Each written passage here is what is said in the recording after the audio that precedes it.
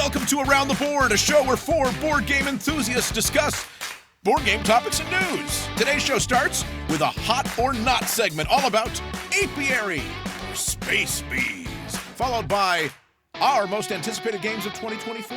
Then we call the manager over to discuss board game Karens. And to round out the show, we will once again do our predictions for the year 2024. Here are your hosts, Daniel Connors, John Theismann, Chris Thomason, and Andy Barnett. Now join us around the board. My thing fell. I missed the memo about the festive New Year thing, guys. Yeah, well, Happy New Year. Come on, me and John. First show of the new year, man. Yeah. Well, my thing is I never actually go to any real any New Year's parties. So I never buy that stuff. So Andy's little head thing, it actually looks like the new pieces in that canvas expansion. They have the new iridescent little ribbons. Sure, the ribbons. That's what those look like. Yeah. Okay. Yeah. So you're Good winning point, good canvas. point. That's what I'm saying. Oh, wonderful. I'm so glad. I'm so excited. Hey, I got Well, we're something fun to talk welcoming about. Daniel back today. That's right. Oh, yeah, Daniel. Oh yeah. Where were you? I just got my neck brace off from that Frugal hit to my Adam's apple. Frugal, I think. So yeah. Frugal. Now it's a Yes. Frugal. And it's understand you don't play it. I do. Oh, there we go. Okay. So you gotta My take my bad. word for it. When you were doing that for us, John, live, I was like, what the crap is he talking about? And that's pretty good. I loved editing it because I was like, these guys have no idea what John is saying right now. Yeah. It's kind of a niche group. That's an old Mad Magazine topic. They made up a sport called 43-man Squamish, and they had a whole rules thing for it and all this. And you used a furlip. It was this big hook that you grab people with. You carried a ball in your mouth. It was a whole big deal. But yeah, I Really? thought some people out there might have caught on to that. We'll see. I absolutely thought you were just making it up. And so at first I was confused. I was like, wait, what? Is this some real game I've never heard of? I'm like, oh no, he's just making it up. That's interesting that it actually is a real thing, I guess, or whatever. It was kind of a believe it or not segment. There you go. Yeah, it's fair. On the fly. Yes. Well, here's a believe it or not for you. What you got? Do you think this is really true? Are they really re-theming Wyrmspan?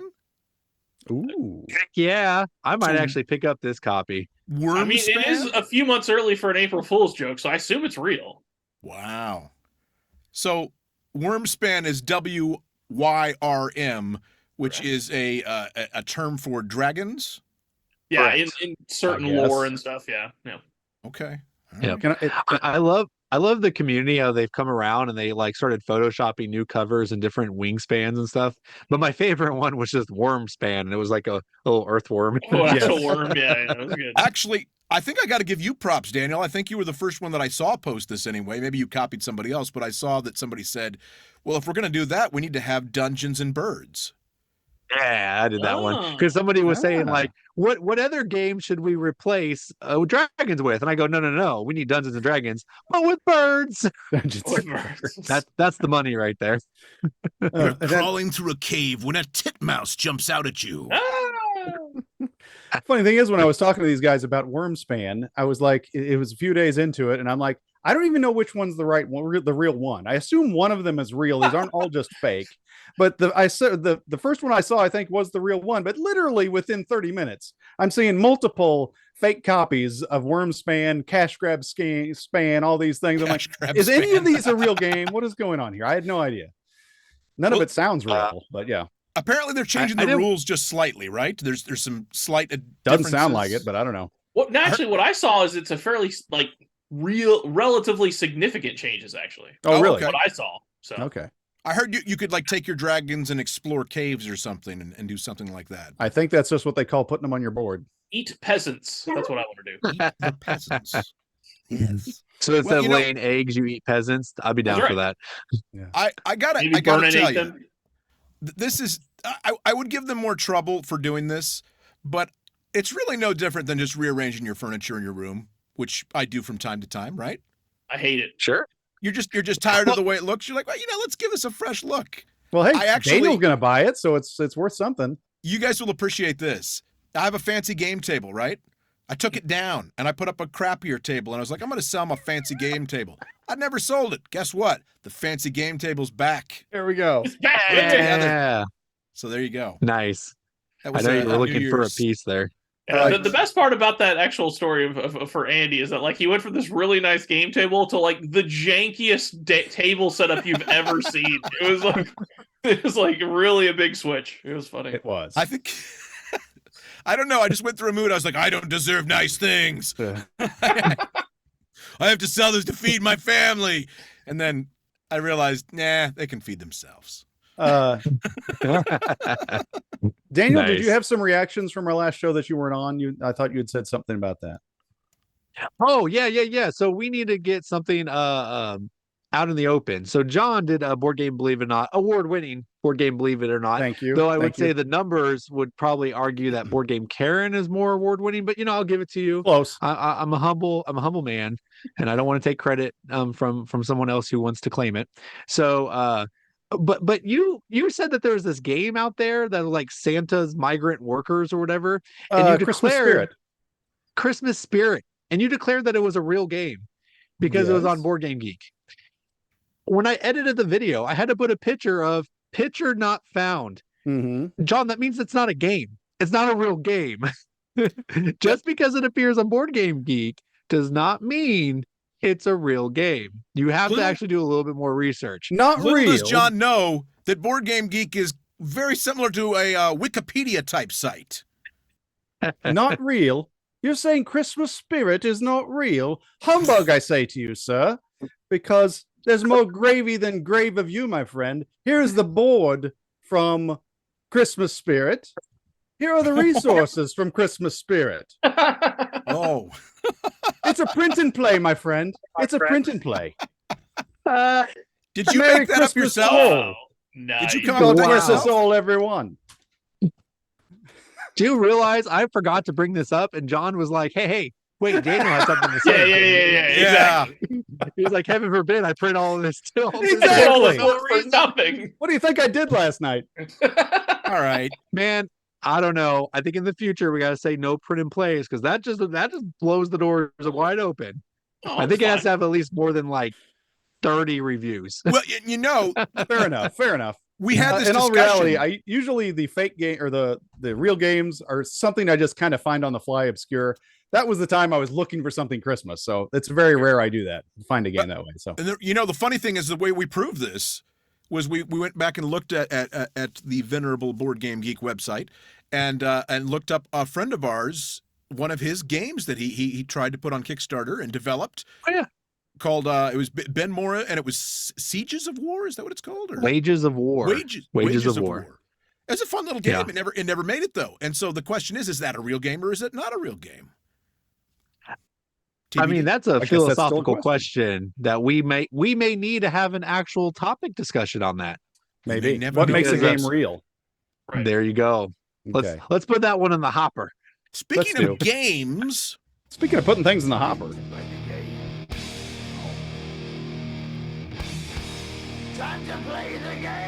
oh yes, indeed, it is time to play the game. That's what we do here on Around the Board. Debate different topics in tabletop gaming, 4 unique segments, each hosted by one of us.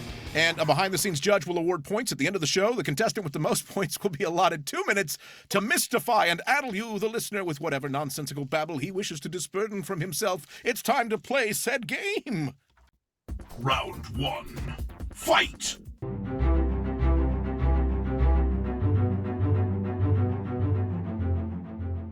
John, what do we got first? well, round one is the hot or not segment, and this is in this segment we take a game that is perceived to be the new hotness, the game that's out there really tearing it up, and we all play it and we judge it by those merits. Do we think it's hot? Do we think it's not? And we'll That's how you find met your out. wife, right?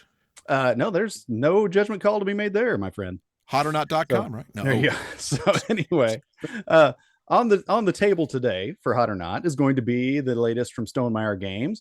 And Stonemaier Games, it's one of those companies that whenever they release a game, it's big news. It hits all the YouTube channels. Everybody talks about it. Everybody's got to play it because unless it's named Pendulum, it's usually a game that people want to play. So this time that game is Apiary, and I'm the big theme guy. And I said, "Oh, it's about bees." Well, it is about bees. It's about bees that they give you some they don't give you a reason. Somehow men are off the face of the earth, and women. People are off the face of the earth. And so It leaves a gap there for leadership, and so bees take over. And not only they take over, they start expanding out into space. So we got bees going out in space on their spaceships. And before we get into it too much, let's have Daniel show you how it's played. Apiary is a worker placement game. On your turn, you get to do one of two actions. You can place a worker onto the board, or you can retrieve all your workers and taking the farm action. The different actions you can do is explore. When you place your bee on the explore action, you can move the queen bee up to the number that is on the die. The other action you can do is grow. Growing allows you to recruit new bees and expand your bee ship. You can research, which allows you to draw from the card deck. You can take the advance action, which allows you to take a tile and place it onto your ship. You can also take the convert action. This allows you to take something you have and change it into something else. And finally, you can take the carve action. This allows you endgame scoring points that goes onto your hive ship. What's interesting about Apiary is the bumping mechanic. Anytime your bee is placed onto a location, it will bump one of the bees that are already there. If your bee happens to bump off the table, it will increase in value and it will go back to your spaceship. If your bee is ever on the board and it's a 4, it will unlock a special power at each one of these locations. But the disadvantage of the 4 is when you recall them or they are removed, they no longer go back to your ship. Instead, they will go into the grow area to be recruited later. The game, anytime the 4 comes off the board, you'll place one of these tokens onto the hibernation comb. Once the hibernation comb is full, that's going to end the game. The other action you can do is retrieve. When you retrieve, you will take any of your bees that are on the board and take them back to your ship. For every bee that you take off your ship, you are allowed to activate one of your farms. So this is a simple game in that sense. You just take 2 actions, you can place or you can retrieve. Everything else, the complexity comes from the interactions on the board. So let's go see what we think of Apiary. Great job, Daniel. I couldn't have done it better myself. Excellent. And so, as you can see, it's like a worker placement game, bee placement game, where your bees can upgrade. And so start out with the components, Stonemaier games, and it's great components. And twice when I played this game, someone has asked, is this like the upgraded version of this game? No, this is the game, because it looks so cool. The queen bee that you move around to get resources, amazing. Your own little bees feel great. And yeah, they work great. How you just rotate them over to upgrade them and chunk them in there. And it provides a lot of great, like every worker placement game should, it provides a lot of great decisions for where to go. I love the bumping system where you bump other bees off. Sometimes you want to be bumped. Sometimes you don't want to be bumped. And because you're like, now I want to recall all my bees next time. And so you might not want to be bumped. Sometimes you do want to be bumped. You want to upgrade. So there's so much going on, but it's also not that overly complex. A lot going on, not a whole lot of complexity to learning what's going on. And so to me, I mean, initially here, just to throw it out there, I am going to say it's hot. I enjoyed the game every time I played it.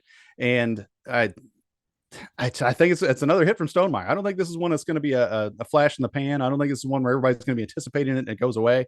I think this is going to be not a Wyrmspan, but I think it's going to be more in the Wyrmspan range than it is in the Red Rising range or something like that, where it's hot for 6 months and then everybody forgets about it.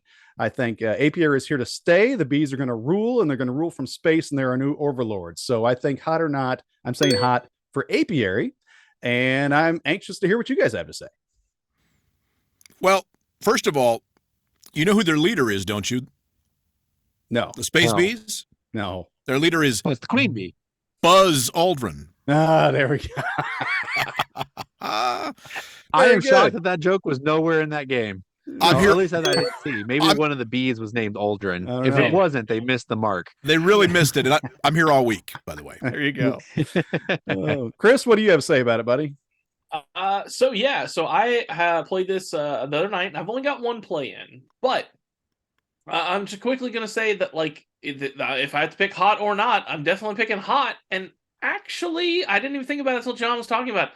I think this might be my favorite Stonemaier game. We all know how I feel about Wyrmspan, and Scythe never blew up my skirt. Like, I was just kind of like, whatever, it's fine.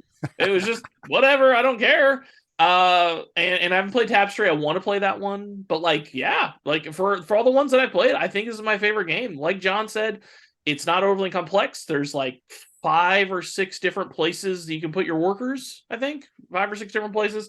I like the system of like not only do the numbers go up as you get bumped off. That's a cool mechanic, but also the fact that each one of them has a very specific, powerful ability that if you go there with your 4, your highest level B, then you get to do something special. And I really like that. And you only get to do that a few different times because pretty much each of your Bs is only going to get to 4 once. You're not going to get the same B to 4 twice normally.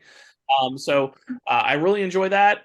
I enjoy the fact that like I was playing basically in a lot of ways a different game than everybody else because I was focusing on one type of. There's 3 different types of tiles, and I was focusing on one of them specifically based on the one of the 2 player powers that I was given. I chose that one. I was like, all right, I'm gonna go heavy based on this one. So I always enjoy games that give you kind of like the small player power to start because it gives you a direction to go with, right? Like I had never played the game. This is literally what I was telling Daniel. He was sitting next to me and I was like, I don't know what to do here. So I think I'm going to go with this one because this gives me direction of where to go. It's always nice to have something to give you some direction on that first play when you have no idea what's going on in the game. I knocked over the mic. And because I talk with my hands, people, you just don't see them ever. Anyway, so I really enjoyed that. Yeah, I mean, and then again, like the production is really nice. The bee that you use for the Explorer is unnecessary for it to be a miniature, but while I was sitting there, John was talking about it, and I was thinking about bashing it. I mean, yeah, I guess I could have a standee, either cardboard or a wooden one, but like I got to thinking, I was like, well, I mean, you got to have something to like move the pawn around. So yeah, having the 3D print, not 3D printed, but the actual like bee miniature to move around is kind of cool. And the individual like pawn type of workers of the bees themselves are really cool. So all around I really enjoyed this game. I don't have to go and get it, but it's also because it's like the ocean of other games out there that are good, but like don't blow you away. So I really enjoyed it. But yeah, Chris, I gotta say, I'm really excited for Ryan to our friend Ryan to hear this episode because I played it with him. And he was like, there is no way Chris is going to like this game. Ryan thought he would rather play Challengers than this game in a lot of ways. Yeah, like, I could. When he told me that, because he was like, I'm interested to find out what you think about the game overall at the beginning. I was like, okay, I thought it was the normal, I want to know what you think, right? And then he's like, by the way, I wanted to know this because Ryan hated it. And I was like, what? Yeah, so yeah, it was really interesting. Funny what you said there about getting direction, because it's like you're saying, you can have a base power that gives you somewhat of direction that you can start on, but there can also be all the tiles that come out. You can be like, well, I got that one and that one. Now I got a whole different direction because those are going to be points on these, this, and this. And I'm going to, so you can like pivot halfway through the game. And actually at the end of the game, when you got all these 4s you're trying to place before the game is over, that's some good decisions too. Is like, well, everybody's going to go with that. That's probably not going to be there. I'm going to go over here and get this. And yeah, you can try to zig where other people are zagging to try to get your points at the end. Pretty cool. Yep. Well, I got to say, guys, that I feel like I'm inclined to somehow criticize this game now because you guys are so lovey-dovey with it. But I actually think it's a pretty hot game as well. It's a beautiful game. Love the components. Looks great on the table. I guess if I had to complain about one thing, I'd complain that while most of them are upgraded components, the little larva cardboard things are a little bit eh. And also, shuffling the tiles can be a little tedious, but these are really first world problems, right? I mean, because there's a huge stack, like the farm tiles, right? They look great, but I mean, shuffling them is just tedious. I love shuffling tiles, Andy. I mean, you just have to do it It's once. never good for me. It's whatever. Again, these are very minor complaints for a wonderful game. What I do like about it, as kind of what's been mentioned by both of you, is it feels like it's a very unique game each time I've played it. I think I've played it 4 or 5 times now, and I've only had one bad experience. Now, the bad experience I did have was at a 5-player count. I will say that it is not good at 5-player, in my opinion. Why? There is a lot of time between turns, and you know, the one thing that mitigates time between turns in some of these strategy games is the ability to plan ahead, right? It's like, okay, well, at least I can be doing something. Well, in a 5-player game, by the time it got back around to me, almost every single time what I was waiting on was gone. So the tiles that were there, I was like, oh, I could do that. My strategy had to change once again. So I didn't like that. Again, only experienced it at 5 once. I've played it at 3, I think 2 or 3 times, and once or twice at 4, and it was great at those player counts. I think it really shines at those. I love the fact that it's a very different game each time depending on what your unique player power is. Although I don't, the nice thing about it is there's unique player powers, but I don't feel like they're unbalanced. I feel like they're pretty well balanced, and they're not like crazy unique, but they're just unique enough to make it a little bit different. I also love the fact that there's strategies within strategies in this game, right? So there's the different hex tiles you can go after. You can go after the farms, you can go after the apprentice bees or the instant hexes, but you can also really focus on the cards, and the cards are super powerful. I mean, I love the fact that they got these instant powers on the cards that sometimes can be great or not great depending on what you're doing, and then planting them. My one complaint early on when I first started playing was like, oh, it's so hard to plant these things. You have to have a 4B to go down here and go to the research one to plant one. That's almost the only way. There's a couple hexes that do too. But I was really upset by that. But then I realized, no, it's because they're super powerful. Because some of these, like for instance, the last game I played, I had a great engine going. I had the bees that could trade 3 resources in at any time for a honey, and you could upgrade it so it was 2 resources in for a honey. And then I got the carve tile, the hive tile, that was 4 points per honey in your thing at the end. And it was like, wow, this is amazing. Now I didn't get that engine going fast enough. It got me second place, but if I'd got it going a little faster, it probably would have gotten me first place easily. But anyway, I love the different variety. There's different paths to victory, and like John said, you can pivot in the middle of the game, but also you got to be careful not to pivot too much, because if you pivot too much, you're going to just be like, oh, I got a little bit of this, a little bit of that, and you've played a very mediocre game. Anyway, sorry, I went over time. Apiary, though, I've really enjoyed it. Daniel, what say you, sir? Well, before we go to Daniel there, real quick, just like what you were saying about the planting the seeds, was I didn't even get the planting the seeds the first time I played. So why would anybody ever do that? It takes a 4B to go there and do that.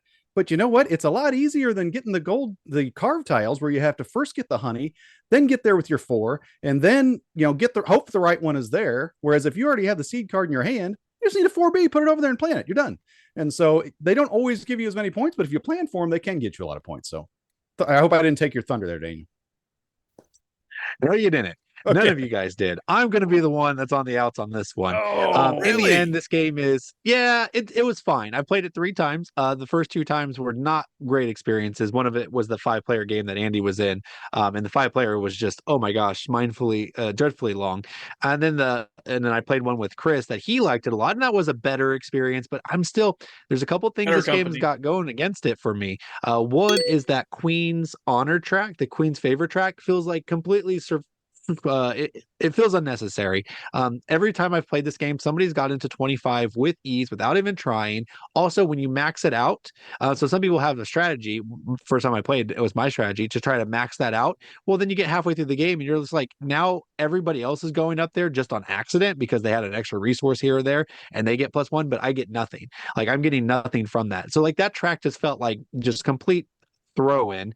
Also, this game has the flaw that I'm not a big fan of, and that is when you can take a quick action. I think Chris later described it to me as like when the actions on the board are unequally fast. So some boards some places you just place the action and you take it just like that, while other people take like 10 minutes for their action. And this isn't an Andy time complaint. This is legitimately, there are some actions. So if you're taking like 4 quick actions and the other 3 are on their long actions, all you're thinking the whole time is, oh my gosh, I just want to do my really quick action. Can you please hurry this up? But they are taking an appropriate amount of time, but it doesn't feel good. It doesn't feel like the flow. The flow is constantly being broken up by these long actions. So in the end, I don't know. It just didn't sing for me. I wasn't that excited about it. It feels like a very vanilla game in a sea of 1,000 games. This one feels like it's dead smack in the middle. Chris made me realize how people could really enjoy this game because of that pivoting and how open it can be from one strategy to the next. But in the end, like, I don't know, like I don't see this being as big as Wyrmspan. I don't see this being as big, like, I don't know. I think it's going to fall off in a year. People are going to start talking about it. So I'm going to go with not hot at all. But hey, I'll be proven wrong, I'm sure. But as of right now, not a big fan. So Daniel, actually I have a question for you, because I know when we played it, you told me that you were at the top of the Prestige or Queen's whatever it's Favor. called, the Queen's Favor track, and you lost. Has the person at the top ever won in any of your places? I was at the very bottom by a large margin. I was at like number 7 out of 25, and I won by like 20 points. So yeah, you're right. No, it hasn't. Nobody who's ever maxed that out has won, because I think it's a lost resource. If you're focusing on it, I'll bust that theory you're right losing now. Other points.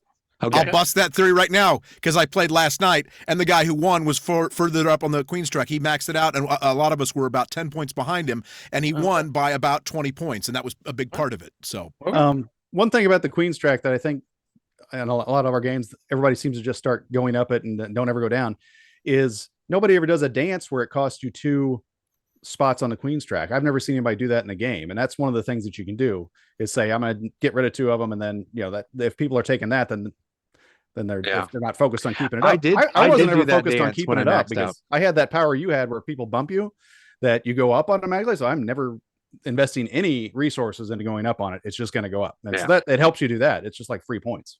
Anybody else, when you go to the action to do a little dance, you think of that song, do a little dance, make a little honey, get down tonight, get apiary tonight. Oh, yeah.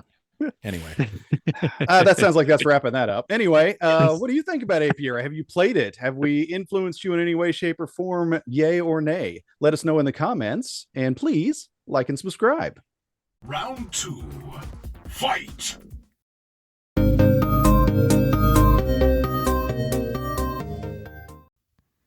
All right, so now we're going to talk about our most anticipated games of 2024.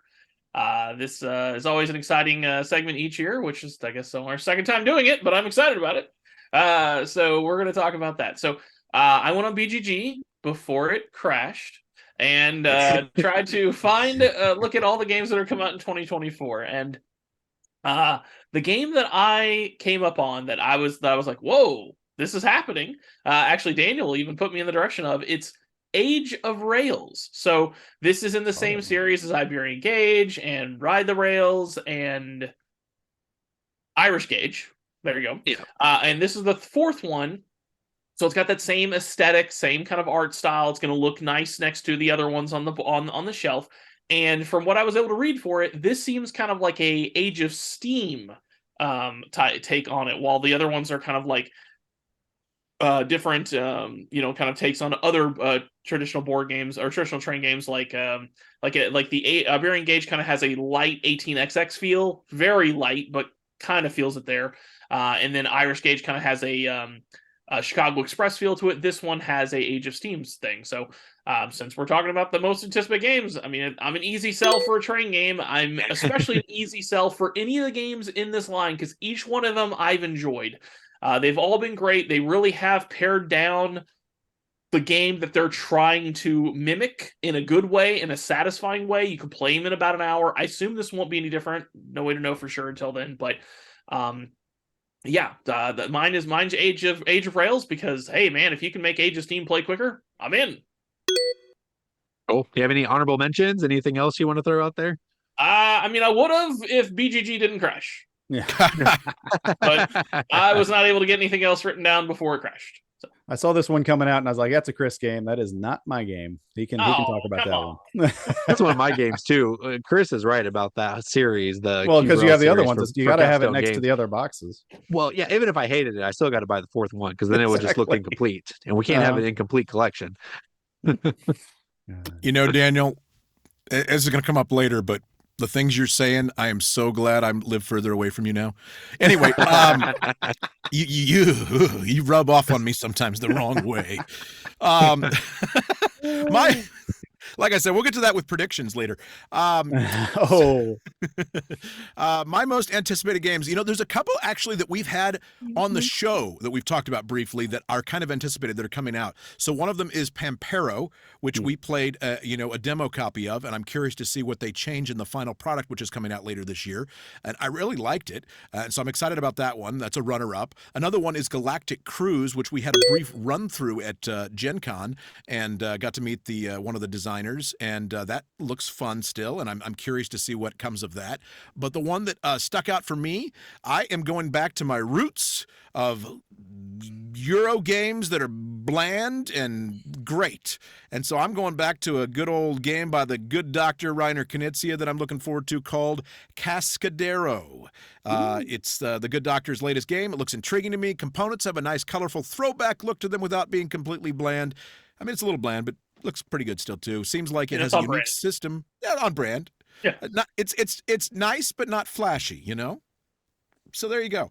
But it looks like it has a unique system to it, and it looked like it has a tight system, rewards for the player building a unique engine that cascades, triggers different things. Haven't looked at it in a great bit of detail because, again, also BGG crashed as I was doing my research. But I'm excited to try this one out. It piques my interest. One thing I really like about it is the fact that it is the opposite of what I got excited about last year, which I got excited about an IP game. You know what I'm talking about. I'm talking about Masters of the Universe Clash for Eternia. I got all suckered into it. They got me because I'm an 80s kid, and it wasn't what I wanted. This has none of that, so I'm excited. It has a theme I don't care about, and it's going to be great, I'm sure. Going to be a great Euro game. What's the name of that again, Andy? Cascadero. Cascadero? Wasn't that a couple characters from Happy Days? Pinky Cascadero and Leather Cascadero? I was thinking it was a Happy Days game. I thought this was going to be a rolling move.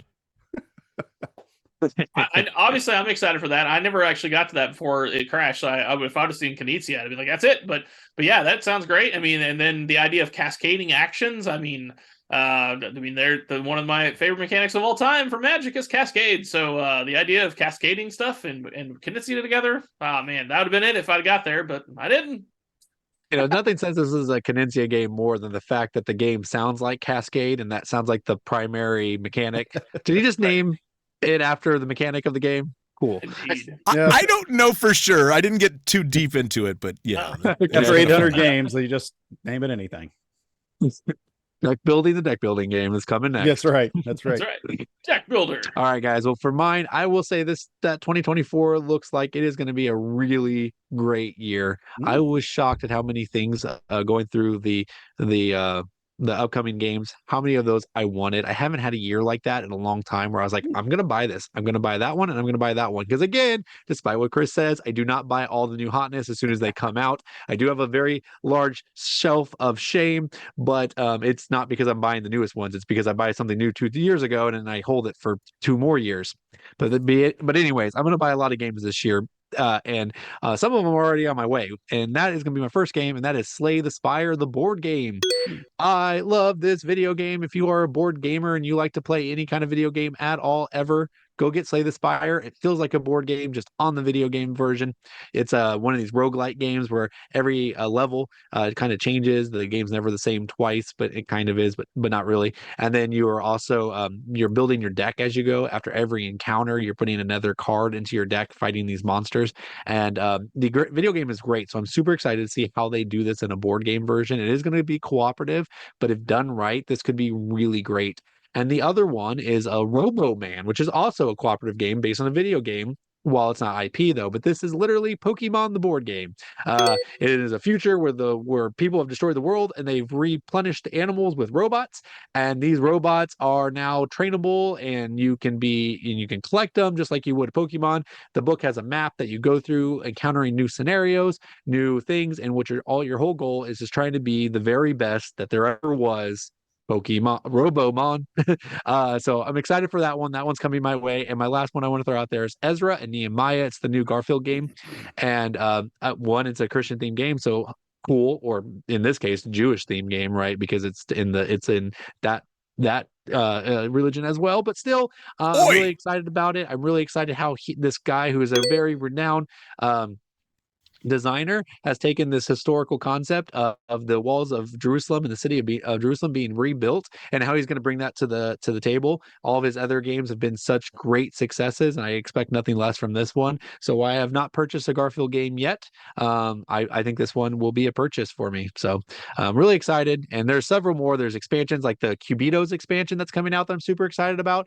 There's a Marvel Legendary 2099. I love Marvel 2099. And of course, the Marvel United Multiverse expansion. So I have 20 more boxes of Marvel United coming this year, which I'm super stoked for. Wow. That's insane. So I'm actually excited about at least 2 of those, if not all 3. And specifically, I'm excited about Slay the Spire because I can officially confirm with that game when it comes out, it's going to put the red stamp on stop making board games of video games. It's not going to play like you want it to. It's not going to do it. It's not going to deliver. I can't wait. Not going to have a D-pad. We'll see. It might be good. I have like- hope. What takes 30 seconds in video games takes 30 minutes in a board game. That's true. It's not gonna work. I'm excited about that Ezra and Nehemiah, though. I'm glad you're getting that because that's one I've been interested in. Now I don't have to get it. Daniel's gonna have. I just have to beg him to break the streak off of it. I actually want to try Ezra and Nehemiah, but I'm hoping they have a wreath skin with dragons later. Yeah. But with that said, by the way, back to the Slay the Spire. It's possible that this actually might fix my problem, like how I don't like Marvel United or Sentinels of the Multiverse or any of those multiplayer co-op card games, because you actually don't do very much on your turn. But with knowing how Slay the Spire actually works, the actual video game, it's possible it is more Dominion-esque, where you're playing a whole bunch of cards on your turn to do the thing. So if it does like the actual video game, there's a chance I actually might like it. We'll see. We'll see. All right. Thank you, Daniel. All right, John. I'm gonna try to cram all mine in here. I've got like 3 of my ones. Well, tell us what you think. I'm sorry, John hasn't gone yet. Not your segment either, Andy. I know. I know. All right. But the first one is Wondrous Creatures, which our friend Sarah Shaw was on the show recently talking about this. This is one of her more anticipated games. And I had seen it and heard about it, but after she said that, I said, I'm going to look into this. And this is right in my wheelhouse, man. It's a weight of 275. It's a playing time of 40 to 80 minutes. And it's worker placement where I thought it was just animals. No, it's like, and usually fantasy isn't my thing, but this looks like some really cool art of just like imaginary creatures that you're going to be putting on your farm, your collection, whatever you call it. But just the quality of it too. And for the price point, it's like a $55 game. It's got a beautiful board. It's got the screen printed meeples, and you have like meeples that ride these little creatures too. And so it's like, what? I don't know why, but they do. But it sounds really cool. And you got a personal board, one of those dual layered personal boards, which I love too. And so it looks pretty cool. It looks like it's checking off all the boxes or something I'm gonna have to get. So Wondrous Creatures is probably my number one. But also the biggest John game that's coming out is probably Sunrise at the Studio, where it's a little 20-minute filler game with the art of what's her name here? Laura Bevan, which I have looked into her artwork, and it is amazing. So they have no pictures of the artwork online, especially today because Board Game Geek's down. But even regardless, there wasn't any yet. But her art is amazing. And so this is all about creating like different pieces of pottery. So it's going to have artwork all over the place, easy kind of light set collection game where you're just doing the things you have to do to complete different pieces of pottery. And it's something you can throw out there for 20 minutes and play with anybody. Something out of the 4 of us, I will be the only one interested in, but it looks really like it's going to be really cool. And the last one, I had to mention this one. I mentioned something about Mad Magazine last time with the 43-man Squamish. Gru the Game is going to be coming out. And it's from Steven Jackson Games, but it says art and design by Sergio Aragones, which, if you know, he's the artist of Gru the Wanderer, and he's the art. If you're familiar with Mad Magazine, all the little artwork in the spaces, the little throw off those stuff, that's Sergio Aragones, famous artist. And so it's a dice rolling take that game where if you're familiar with Gru at all, I don't know if Daniel ever read Gru comics, but it was kind of making fun of Conan the Barbarian, where Gru is this wandering like unbeatable dude, but he's an idiot, and everybody wants him out of their town. So you're all building your kingdoms up. You attack each other, and oh gosh, here comes Gru. What's he gonna do? You just don't know what he's gonna do. Roll the Gru dice. Oh crud! Get him out of my kingdom. So it sounds like thematically it's gonna be a blast. But it plays 60 minutes long though, which sounds a little long for that kind of game. But maybe that's at the 6-player count. It's 2 to 6. So that's my third one on my list. John, displaying once again that you're so much older than the rest of us. We all thought you were talking about Gru from Minions. So. No, Gru the Wanderer. Look it up. It's and if you see a comic of it, it's pretty funny. Sounds good. Yeah, I do want to mention one game just because Joe Wiggins from All Plays was on our show and before, and I kind of wanted to give a shout out to one of All Plays new games coming up, and it's called River Valley Glassworks. I was actually able to be shown the game, which was super exciting. Yes, I'm name dropping there, but I don't care. But it not is a sponsor. their He's just a hack. That's right. Wait. That is their attempt. No, Chris, that sounds like you're saying Joe's a hack. You're saying That's what it sounded like. Daniel, absolutely Daniel, not Joe. No. Just clarifying that. Yes, absolutely. No, this River Valley Glasswork is their answer to like Azul and Splendor. It looks beautiful. It's really cool art, which I know Chris cares a lot about. But Azul is one of my favorite games, and Splendor's not bad. Despite what people say that I think about it, it's not a bad game. So they are hoping that this one is actually a Spiel des Jahres winner even. So I did ask him, I said, so it's a party game, right? And he didn't get the joke, but I think we all do here. But still, look out for this game. I think it's going to be pretty hot, and I'm excited to give it a try. Sweet. Spiel des Jahres 2028. We'll be looking That's for right. There you go. Exactly. That's how the system works.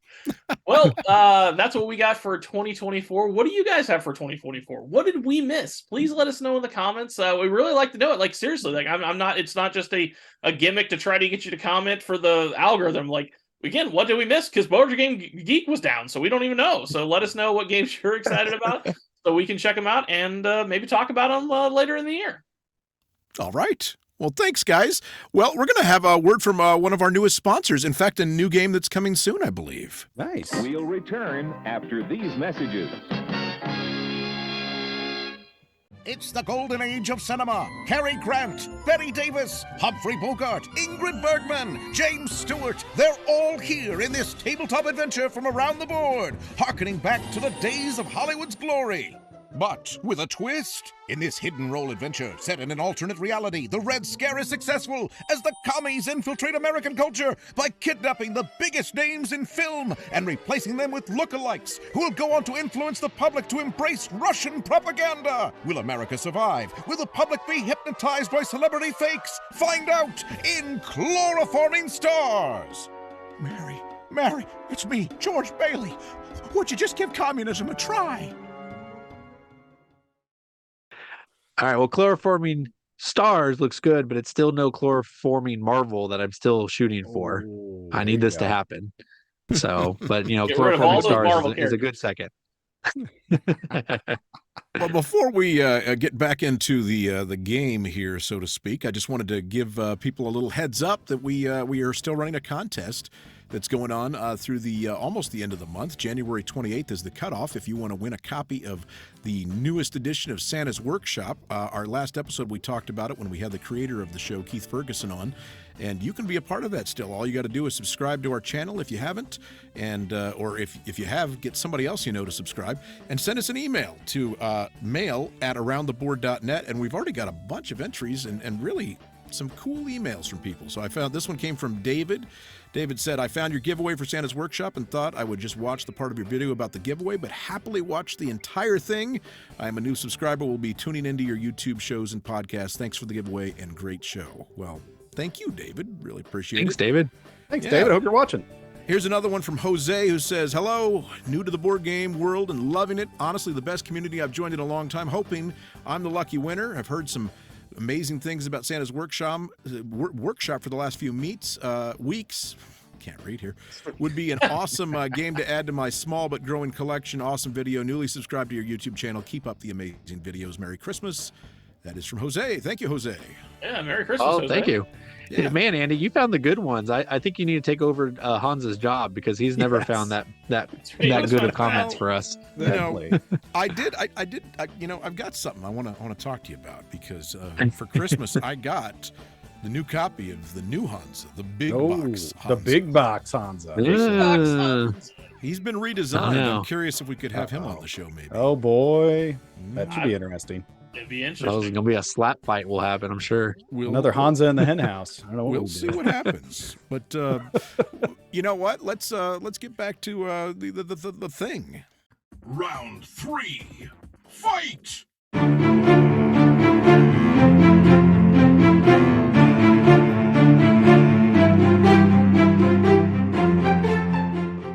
All right. Well, back by popular demand, Definitely. we are going to have another episode of Board Game Karen. Woo! So, guys, thank you so much. We did a cutaway for this, and it was finally our first breakout video. We got a very sizable views based on things that we were not used to. So we were really excited. I'm glad that resonated with you guys. So, who are we to keep it away from you? So let's do this again. Let's do some Board Game Karens. And if this is your first time watching or you're not familiar with it, what I had done is I have went to the bowels of Board Game Geek, and I've looked at all the games that we have played as a group. And I've looked at the 1 ratings and the comments that are left behind there, because honestly, if you're going to give a game a 1 rating, you're kind of a Karen, dude. Like, there's no way that these games we play, even the worst ones like Wyrmspan, Chris, you can't give it a 1. You got to acknowledge that there's more there than just a 1. Yeah, so Chris is a board game Karen, but that's beyond the point. So what's going to happen here is I'm going to give out 3 clues. I'm going to read 1 clue, and then I'm going to let the 3 of them guess on their trusty whiteboards. Do we have their whiteboards? All right. They're going to write down their guesses. If they get it correct in that round, they will get 3 points. If no one gets it, we'll move on to the next one. If they get it right, they'll get 2 points, and then we'll do a third quote from that game, and that'll be worth 1 point. If no one gets any of them, I will get 3 points. If and I think I get a point if like someone doesn't get it right. But I made them a little bit easier for these guys because last time it was when they couldn't get code names. That one was a little jarring. So I wasn't here. I made it a little I wasn't easier. here. You can't. Yes, in Andy's That's right. defense, I he don't was not here. deserve guilt by association. That's all I'm saying. So what I hear is Andy is going to show these guys up. He's going to show how easy this game is, and he's going to Piece of knock it out of the park. But without further ado, let's start Board Game Karens. All right. So this is our first clue, our first comment, our first Karen, so to speak. And he says, and again, we've said it several times this episode, Board Game Geek is down. I forgot to get the names of who left these. So on this first game, I don't have the people who left the comments. So apologies for those who left this comment, and I can't give you credit for it. Okay, so it's this is the first one. Yeah, probably. All right, this first one is, I think this might be a good buy for someone that was really into Monopoly and wanted a far more aggressive chance cards. If that sounds like it would be fun for you, then this might be a game worth checking out. For the average board gamer, this is awful. Now, we'll say this clue is always meant to be a little bit more broad, so really challenging for these contestants to get it. But the clue overarching is that this is a game that we've talked about on the show.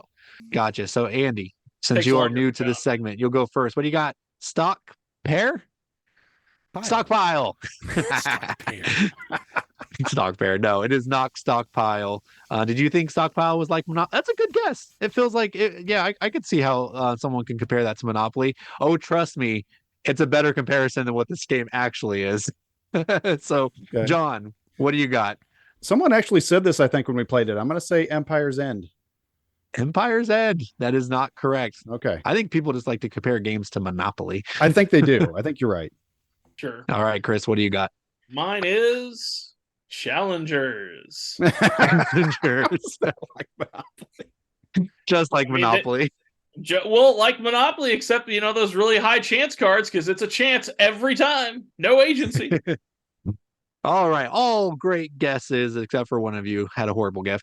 Everybody else had great guesses, but no one got the right one. So let's move on to the second one. Not a board game.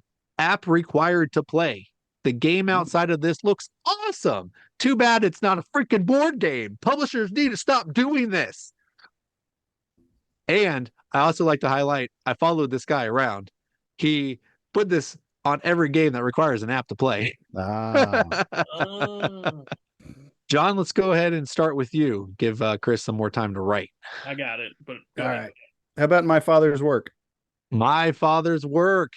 That, sir, is the correct answer. There we go. And John will receive 2 points.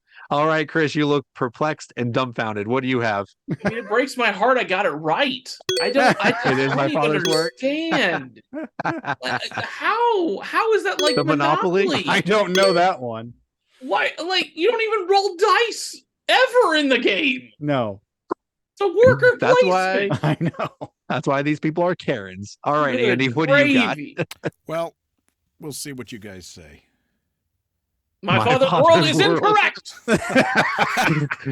I'm actually going to give him points because that's the song we sing every time we play this game. Thank you. I was like, as soon as I was like, oh no, it's not World, it's Work. Oh my gosh, that's hilarious. I'm glad you went for it though. But just for funsies, let's read the third one, and that is interesting game. Bit too long, but unplayable in the current state due to awful translations and an app bug which are not addressed. That is an accurate criticism.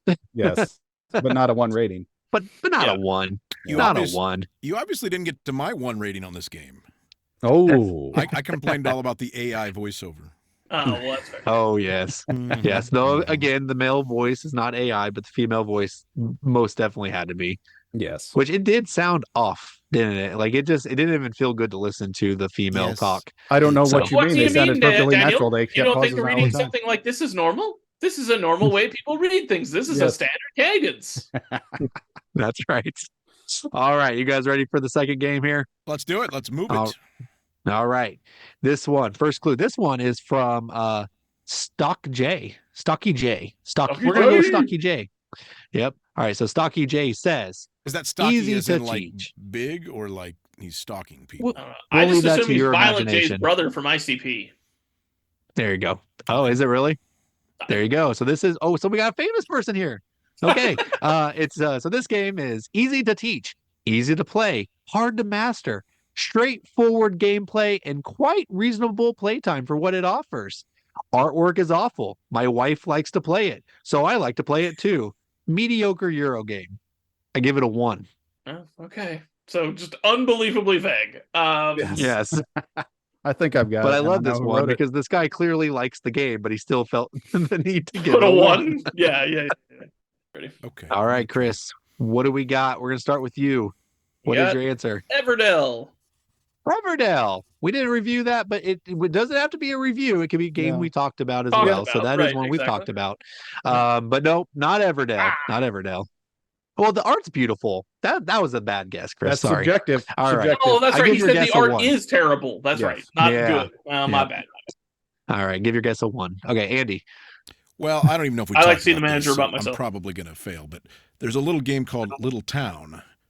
There which is. Okay. It's a very basic worker placement that that's what came to mind for me. Yeah, you are accurate. That is a game that's out there, but that is not what this game was. So, John, what do you got? Andy, of all the games we've talked about, that's one of them. I know who wrote it. This sounds like Chris wrote this because I think it's New York Zoo. That I like that. That was a good guess, but nope, that is not the answer. So you guys did not get it. No 3 points for anybody. But let's see if you can get 2 points on Mr. Spartacus's comment here. So Spartacus says, From the grave. I hate how money is required to do everything, but also requires a multi-step process to generate. I don't want to spend half the game assuring I don't run out of money. I want to set up interesting scoring opportunities on my board. Wow. Well, I'm going back a ways for this one because I don't know. I think it makes sense, but it's starting to make me think of more complex games. But the Same. first review was very much like this is a simple game. So that's kind of That's throwing me Yeah, off. but sometimes these don't build off each other. Sometimes Yes, they might. and sometimes they're completely off the rocker. You never know. Sometimes they call my father's work monopoly. I mean, Yes, exactly. That was insane. And also, like, just a moment ago, Andy, I thought when you wrote, like, Little Town or whatever, I was like, I think it's called Tiny Towns, actually. I thought you got the name wrong again. Nope. No, there are 2 different games.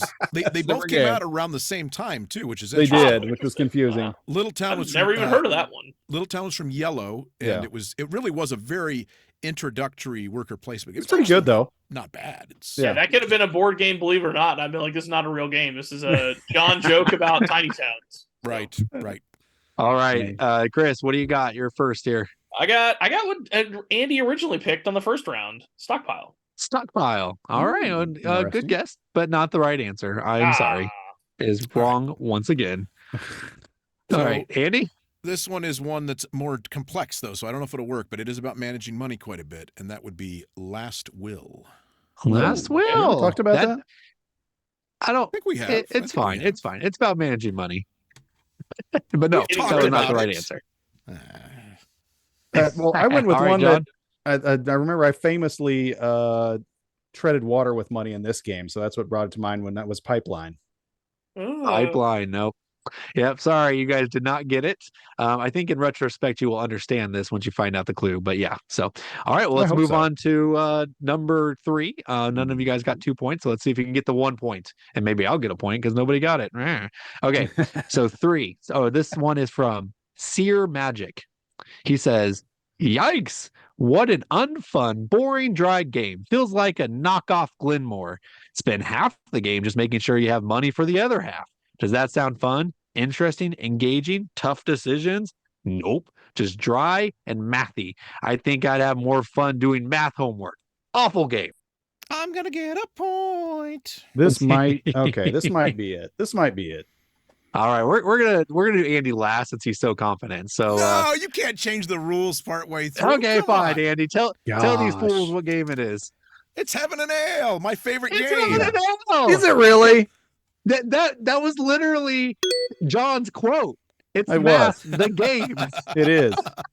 It's such a great game, and it does have a theme, and screw you guys. All right.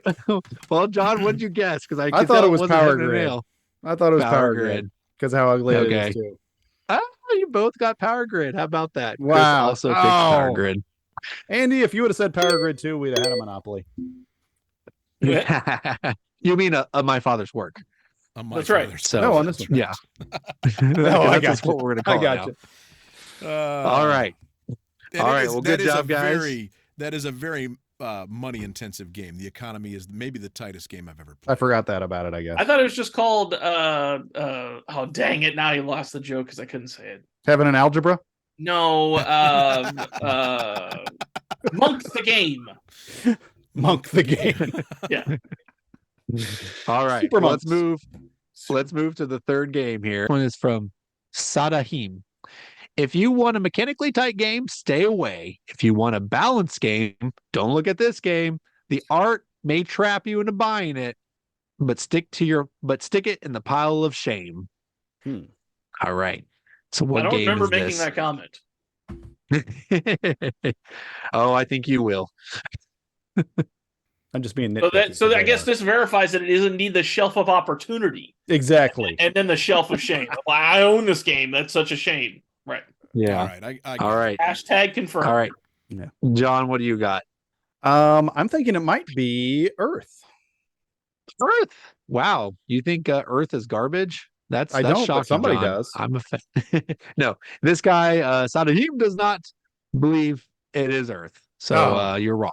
All right, Chris. What about you? Wingspan. That would have been a great guess. But that is not Wingspan. All right, Dang it. Andy. What do you got? I know this one's wrong, but I'm gonna say it anyway because I would say it is all those things. Are you going to get it in frame? Yeah. There it Canvas? is. Canvas. All right. Canvas. Nope, it is not Canvas either. Good job, but good guesses, but not quite.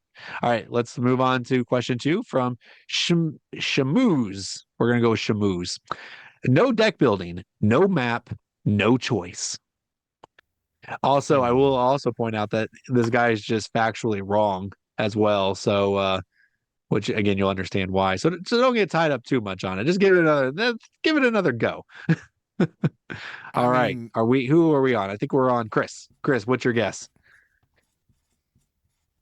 What's that? Challengers. Remember, we are also an audio podcast. Oh, yes. I Oh apologize. yeah, that's right. Sorry. We're also on. All right. It is not Challengers. I love But that you that's said your it's not go-to a deck garbage building game. game. Well, that's It's what not the a deck guy building said. game. Because That's it's what the not challenge Challengers is. is not a deck building game at all. Whatever. You're so wrong. All right. Andy, what do you got? I don't agree with this, but this was maybe what they're talking about. Lost Ruins of Arnak? That is not accurate. Didn't think so. Nope. Yep. All right. John, what about you? I haven't played this, but it has cards, and we've talked about it. Everdell. Everdell. Nope, not Everdell either. Sorry, guys. I think this one will give it away. I will admit that was a little tough one, but I had to put it in there because it was so weird. And that's the whole Yeah. point of these. Why are you giving these games ones, guys? You Right. like, Yeah. what's wrong with you people? Okay. Anyways, number 3. This one is from DBBot. Absolute trash. It's a simple game, but that is its downfall. The cards are badly balanced, random, and not fun. The whole game is just fluff with the illustration of tactical combat. I don't expect much, and I got even less. So it's an illusion of tactical combat. All right, Chris, what's your guess? All right. My choice is Scythe. Scythe. Nope, it is not Scythe. Sorry, because that game's on Psych. absolute trash. It's great. All right, John, what do you got? Is it unmatched? Sir, you are correct. It is unmatched. It is not a deck building, and apparently No, it it's has no not. map. I think that's why Mr. Shamos was so angry about the game. Apparently, his game didn't come with a map. I That would be problematic.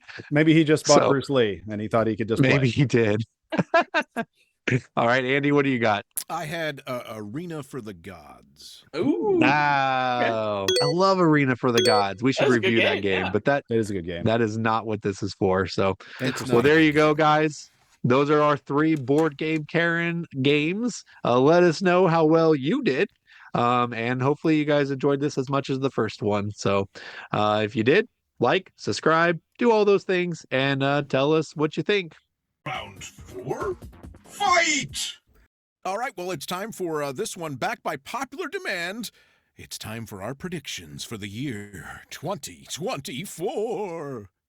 In the year 2024, in the year 2024. In the year 2024, I will finally break my habit of quantity over quality. I've now lived far enough away from Daniel for enough years that I am slowly recovering. I will thin out my board game collection this year and focus on upgrading the components of the games. Take that, Connors! In the year 2024. A new board game sensation will sweep the industry. Pop-its. Mini games will be implemented with Pop-its. Dice Throne, Pop-it Edition. Cubitos, now with Pop-it. Pop-it Nova, and my favorite, Pop-it Marvel. But it will end when they announce Terraforming Mars Ares Expedition, the dice game Pop-it Edition. In the year 2024. Despite their efforts to subdivide and recategorize games, YouTube giant The Dice Tower will finally start running out of ideas for their ever-popular top 10 lists. They will start to look inward and produce lists like Top 10 Ties worn by Tom Vassell, Top 10 Ball Caps worn by Z Garcia, Top 10 size medium t-shirts worn by Chris Yee, and the only 3 muted colored polos worn by Mike DeLucio. And also the top 10 tattoos worn by Roy Cannaday. In the year 2024. In the year 2024, due to the long-term success of Stonemaier games with Wingspan, Wyrmspan, Apiary, Tapestry, all these games, all influencer videos will be required to do them like Jamie Stegmaier, above your head and at a 45-degree angle. In the year 2024. In the year 2024. In the year 2024, I will learn who these people are that you keep referencing as board game influencers. No, really. I might actually learn those names. In the year 2024. 2024, after a disaster of an American presidential election, the world will be in turmoil, and countries' currencies will no longer be accepted. After a series of debates, the world will agree upon that board games should be the new currency. Now all of us board game nerds can finally hold our chins high as we get to rub our newfound wealth in the faces of all the people who said we had too many games and that we don't need any more and you don't need to buy that one, and now we have enough. Who's laughing now, people? Who's laughing now? In the year 2024. With the onset of so many tile-laying games on the market, game publishers eventually garner the unwanted attention of the Tile Setters and Allied Craftworkers Union, whose leadership is none too happy with the millions of non-union tile-laying gamers in the country. Employees at some game publishers find themselves having to cross picket lines to get to work, as they're shouted at with sayings like, hey ho, cardboard boxes have got to go, and get fired up, light a spark, we don't need no Barron Park.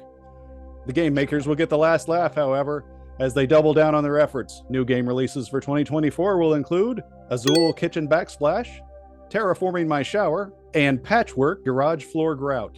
In the year 2024. In 2024, there will be a great disturbance in the board game force as Board Game Geek goes down and influencers have no idea what to talk about again. In the year 2024. In the year 2024, after breaking my leg last year playing ice hockey and tearing my ACL the year before skiing, I fully expect to somehow have another injury on the same leg, perhaps my groin, while competing in another winter sport, perhaps curling. The ensuing hilarity will not only create more content for the show, but will inspire me to come up with a new board game involving winter sports and injuries. Andy's Frosty Foolish Follies is the working title right now. In the year 2024. In the year 2024. Well, that does it for our predictions this year. Thanks so much for everybody for participating. And now we get to announce the winner, and it is Daniel. Congratulations. Apparently, we got to work on the point system with Board Game Karen. What we said Which I last thought time. we did. Well, we need to do it earlier, so whatever. But I'm going to take it. I'm going to take the victory because you know what? I haven't won enough on this show, and I need to win more. And whatever it takes, I'm going to win. Like Eddie Guerrero, I'm going to lie, cheat, and steal to win to be the champ. Okay. So there you go, Chris. Bam. All right. Well, I want to talk about is these Facebook groups out there that freak out if you don't post the correct thing correctly. Most recently, it was the Wyrmspan thing. People were having fun. People were like, hey, here's a picture of Wyrmspan. Here's a picture of Wyrmspan, which was actually a worm. And people were like, okay, we get it. That's enough. And we actually had moderators out there like just like canceling these pictures. And it's like, it's the internet, people. You don't have to look at it. You can scroll past it. Would you stop micromanaging what people see? Like the whole what did I punch? Sure, it's kind of silly, but like, why are people like, you can't post that anymore? Go do your own group. Or like once upon a time in the Dice Tower, they were like, there was somebody who kept posting memes every day and they had to put an end to it because people were complaining about memes on the internet. Okay. And then I will say, take this a little personally. Sometimes I understand you don't want spam from other YouTube channels, but every now and then we're like, hey, we did a video about Santa's workshop. And because somebody says, hey, what do you guys think about Santa's workshop? And we go, yeah, here's a video of what we think. And they go, no, you can't post that. It's like, heaven forbid we post something on a board game, national board game group. Now, if I was on the Dice Tower, saying, hey, come watch our show, that's different. But if I'm on a board game that says anybody in the world can join this to talk about board games, and I post something that talks about board games, let me talk about board games. Why is my post being taken down? Why is Wyrmspan being taken down? Why is memes being taken down? You people just need to calm down. It's the internet. We can do what we want. Okay. So there you go. I hear you, Daniel. I'm right there with you, man. I hate all those spammers that just keep posting crap like that. Take it down. No, I'm saying the other thing. You got to let the spammers happen. Yeah, get rid of all that junk. I agree. I'm telling you, Daniel, this is exactly what I was talking about earlier in the week. The only people that are moderators on like on the Facebook groups or on forums or on Discord, any people that are moderators for any of these things are just power hungry psychos, because otherwise you would just enter into fun with the other people. But you got to tear people down. You got to control people. It's the only reason, unless they're being paid. If you're being paid to do it, well, that's different. But if you're doing it for fun, it's because you're a power hungry psycho. Daniel, that reminds me of a story when I was first getting into the hobby. Okay, first getting back into it. After not playing anything but Catan or whatever, and I had seen the what did I just punch, and I didn't know enough about games to even comment on it. But I thought it was interesting. Oh, okay, that's what you do. It's a thing you do, you guess. And I got a game in the mail one time. I was like punching out, like, oh, I'll put a picture on there. What did I just punch? See if anybody can guess it. Every comment was like vitriol. I'm like, what in the world did I do wrong? I'm like, everybody, you can just scroll past. What did I just asking if you know? I don't get it either. And it's not just the controllers of it. It's the people that just, why do you have to comment for a paragraph about how much you hate me or want to punch me? I'm right there with just you, move John. on. But I hate the people posting those punching out things. I hate that. Right there with you. The best one, though, was the one that we did, where I like punched out Daniel and then put some sprues on top of him. Yeah, there you go. That was a good one. That was a good one. All right, guys. Well, let's wrap this up. Let's get to some birthdays. I'll start with mine. So we have BattleCon. It came out in the year 2012. BattleCon, or it's Devastation Battle of the Endines, and that is kind of like Street Fighter. You're playing two cards and you're going back and forth. There's only like 6 spots on this board, but it's still super exciting and super tight, and it works. It just works. It's really good. So BattleCon Devastation of the Endines turns 12 years old. I've got Canvas, baby. And not only is there Canvas, there's also Canvas Reflections that you'll be coming soon on an unboxing on this YouTube channel. And Canvas came out, when did it was? Just 3 years ago, for reals?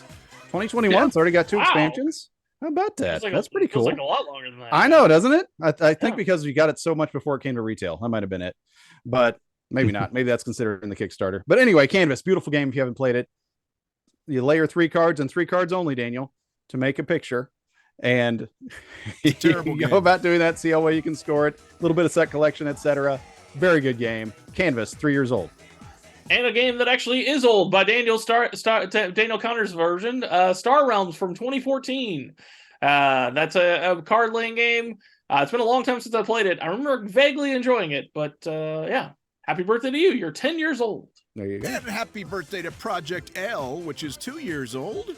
Came out in 2022. I first played the Kickstarter deluxe version of that with a friend and really liked it. It's a little bit of Tetris, a little bit of, I don't know, card collection. Fun little game. Project L. Happy birthday. Cool. All right. Well, guys, that's the year 2024. We told you what's coming up. Let us know what's coming up. But Andy, let's take us out. Thanks to all of our wonderful viewers out there. Remember to tap those like and subscribe buttons. Also, be sure to join our Facebook group Around the Board. Send us an email to mail@aroundtheboard.net or reach out to us on Twitter, TikTok, Instagram, X, Truth Social, Anchor, whatever we're on. We're everywhere. See you next time. Happy New Year from Around the Board. I'm gonna be honest. We're I got actually this not on necklace Facebook. for El Meeple Negro, and like I honestly put it on. I've never been a jewelry person, but man, I do feel gangsta wearing Hey, this. there you go. I was wondering why you put that Good. on. Feel awesome. This gangster transformation is complete. That's right. Andy, can't wait to have you play the new Canvas.